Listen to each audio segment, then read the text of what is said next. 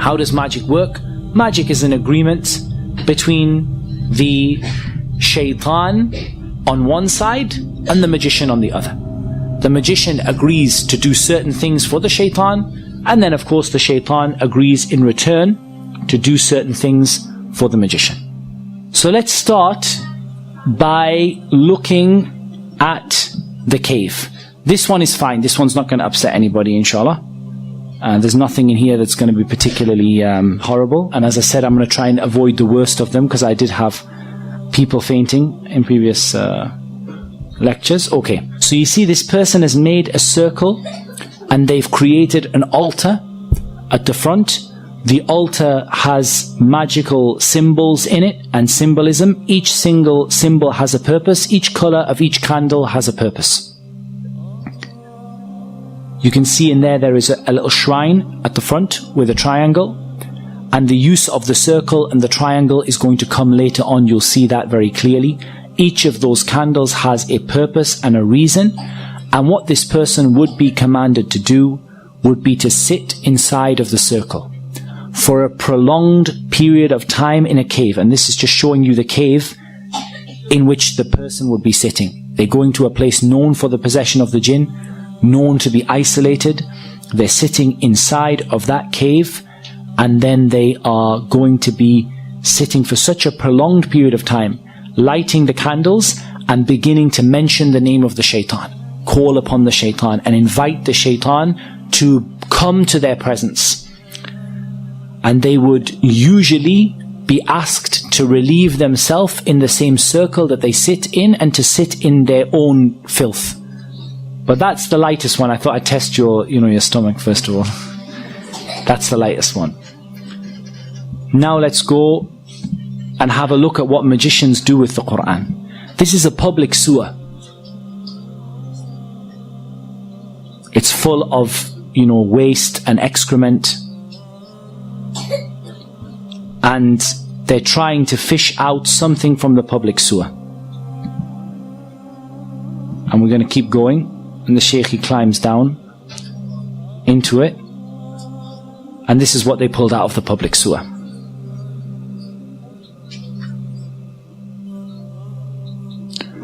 As you can see, this is a copy of the Quran that has been used in a public sewer. It's covered in human filth. It's covered in sewage. And they now have to clean and purify this copy of the Quran. Just in case you thought that was a one-off, we'll show you another video. This one has 51 copies of the Mus'haf that have been disgraced by the magicians. As you can see, they are covered, these are all copies of the Quran. They are covered in knots. They are covered in filth inside of them. They're going to open one of them up. They're covered in pins like voodoo dolls. They're cutting them open, and you see the state of the Mus'haf inside. You can see the color of the water that is coming off of the copies of the Quran as they're washing them, as they're opening them.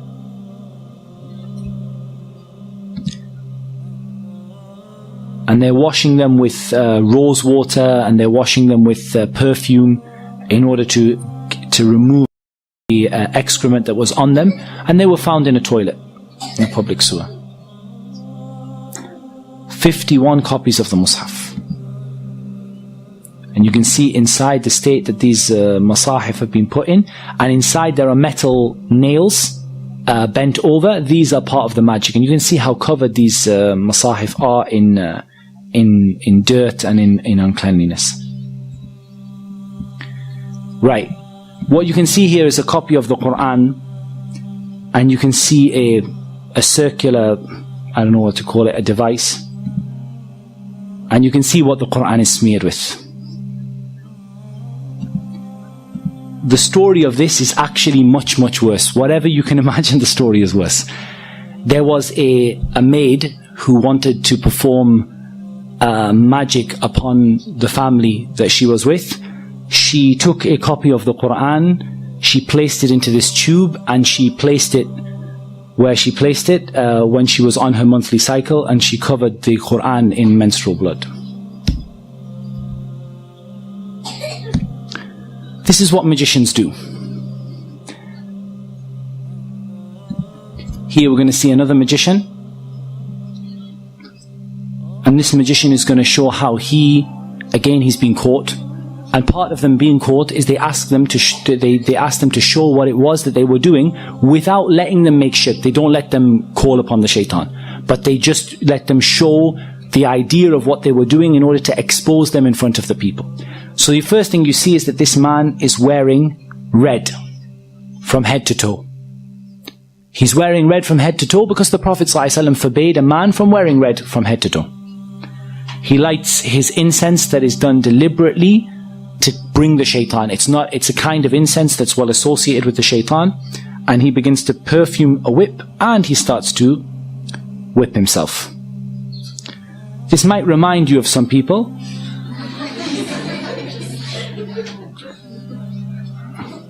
And I'll make no further comment than that.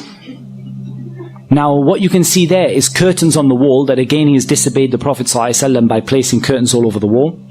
And what you see here is blood stains on the curtains. Now, what he would do is he would sacrifice a rooster. The rooster that's associated with the calling of the people to the Fajr prayer. They would sacrifice a rooster to other than Allah. To sacrifice a rooster to the shaitan and then allow it to flap around the room, spreading the blood all over the walls. And then you would see what this person would do.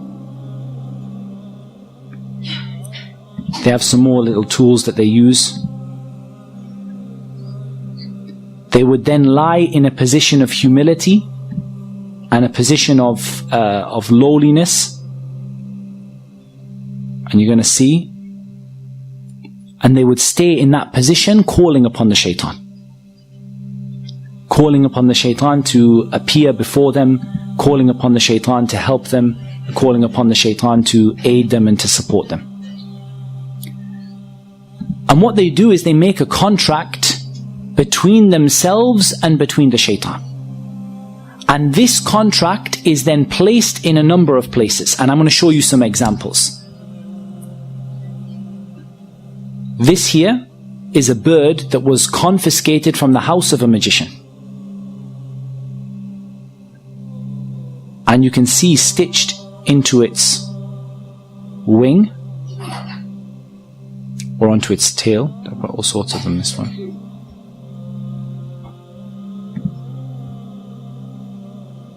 That's stitched onto its wing. You have either a written piece of paper with the magic written on it, or you have various strings and threads that have been blown, the magic has been blown over them. I think the other one is a little clearer, so I'll put the other one on. So this is another bird that was confiscated from the house of a magician, and you can see very, very clearly there that it has stitched into its wing a contract that is written between the magician and between the shaitan.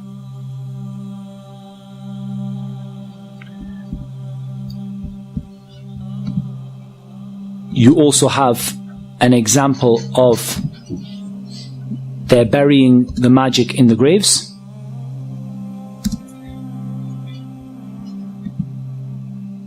So they go out to a grave and they dig inside the grave. They've caught a magician, or they've been informed by a magician as to where the magic is hidden. And you're going to see that they bring out from the grave, they've been told what side of the grave to look at, and they bring out usually a plastic bag, and the bag has various magical items in it. You can see there that you have the letters and the symbols that we're going to talk about tomorrow, and you're going to learn about what those symbols and letters mean. We'll show you another one that comes out of the grave.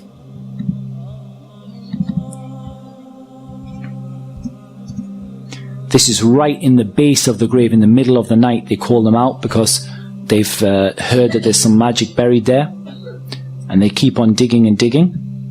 And eventually they take out this pouch. And they start to open the pouch. And we're going to see what's in it.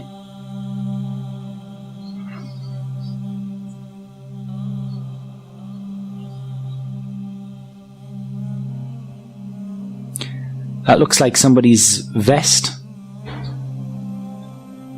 Inside you have an egg which is painted or coloured red, may well be blood, and has a number of needles stuck into it.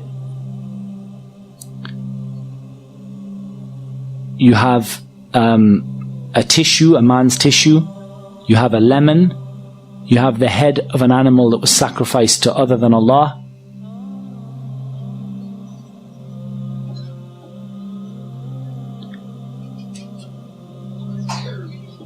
And it's not uncommon for them to put inside of the head of the animal some magic.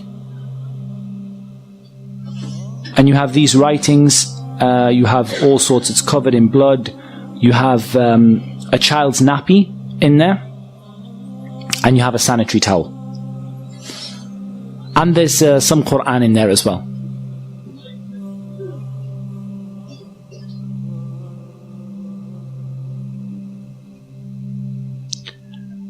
And we're going to count the number of pins.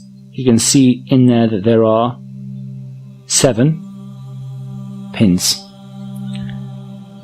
Okay, let's try and analyze a little bit of what we've seen. Each individual item that was put in there for a reason. Magicians don't do things at random. They do very, very evil and very horrific things, but they don't do them at random. It was put in there for a reason and an aim in order to bring the shaitan and cause a problem. And I'll tell you what happened. The story of this, the sheikh who gave me the video, he actually was involved in the case, and he told me the story. He said what happened was there was a woman who had been divorced by her husband, and she had lost custody of her child. She went to a magician in order to bring her child back to her. She brought her own blood. She brought the child's nappy. She brought some clothing from her husband and his tissue. And she brought an animal, and the animal was slaughtered to other than Allah. And I want to make something very, very, very clear. The magician in the beginning would do these horrible acts, and they would leave Islam, and they would, they would sell their soul to the shaitan. However, there's a problem. Once the magician has done that, what's next? The magician calls the shaitan, says, I'm willing to make sajda to you in order for you to do something for me. And the jinn and the shaitan say, well, what's the point? You've already disgraced the Quran, you've already left Islam, you've already done the worst of the worst of the worst. There's nothing left to ask from you. So then he says, what can I do for you next to make you carry out my orders once again? And so the shaitan says, now you have to bring other people. It's not enough for you to leave Islam. Now you have to bring other people. And so that magician goes out to convince other people to use their services and to bring them, those other people, outside of Islam. And this is something that you see amongst the magicians, is that they don't simply disbelieve. They disbelieve and they become a da'iyah, a caller to get people to leave Islam. And so that woman was asked to bring an animal, knowing that animal would be sacrificed to other than Allah. In the beginning, don't think that this magician sat there with horns, and sat there saying, I'm an evil magician. In the beginning, the magician enticed her, look, I can solve your problem, I'm a healer. But when it comes to the crunch, you're going to have to bring me an animal to be sacrificed. She knows and he knows that animal is going to be sacrificed to other than Allah. When he asks her to bring a sanitary towel, he asks her to bring a nappy, she knows what's going to be done with it. But he has to get her to make that step so that she would leave Islam. And when she leaves Islam, then the jinn will now do another act for him and would afflict her husband and cause him to lose the custody of his child, and for the child to go back to the mother, or afflict the husband to make him love the woman again. And of course it should be mentioned that they never bring anything good, and they never ever ever are successful in what they do. وَلَا يُفْلِحُ السَّاحِرُ حَيْثُ أَتَى. The magician will never be successful wherever they are. and the husband would go insane, fall in love with his wife once again, go back to his wife. Within a few months, he will have fallen out with her again. It doesn't bring anything but evil for everybody. It doesn't bring people back together.